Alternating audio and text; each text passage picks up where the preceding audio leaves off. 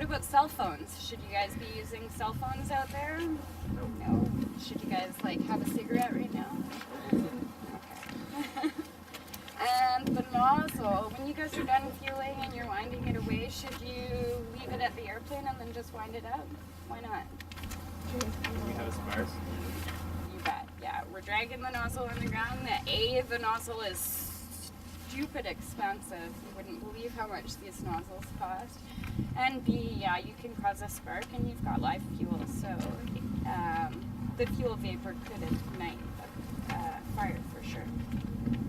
Okay, and if there was an emergency, like say you're fueling an aircraft and the fuel ignites in the aircraft, what would you do? I'm sorry, I don't know anybody's name. Probably, yeah, remove the nozzle, shut off the tank, and run away.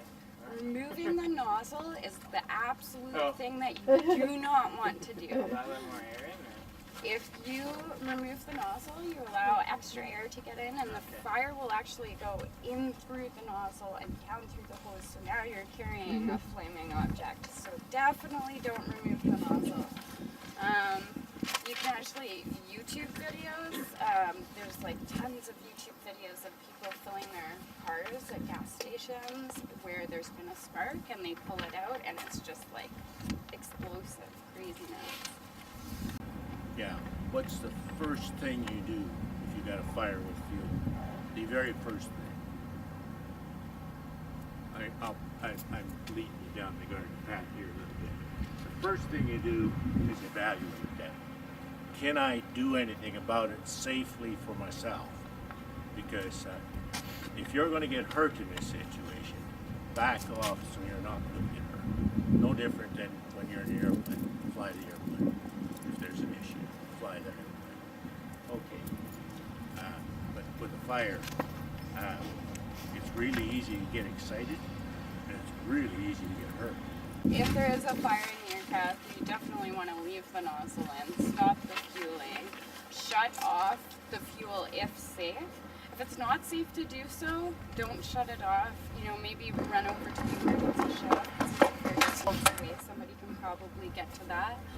And contact the fire department. Let the commissioners know. Let us know. You want to get as many people contacted as soon as possible because right now this tank has 28,000 liters of fuel in it. Avgas is fairly volatile. You've also got a couple aircraft out on the ramp, so it's not going to take very much for this fire to jump around. And then we've also got all these big tankers and everything else in the field. So, I mean, you can imagine the fireball that would happen if we allowed the fire to continue going. If it's safe to do so, you also want to grab a fire extinguisher.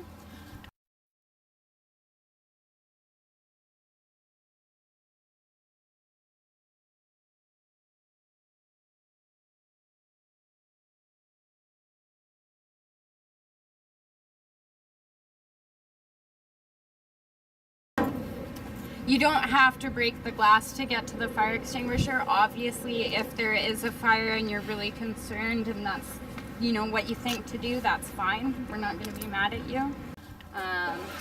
Do you know how to operate a fire extinguisher? How do you operate a fire extinguisher?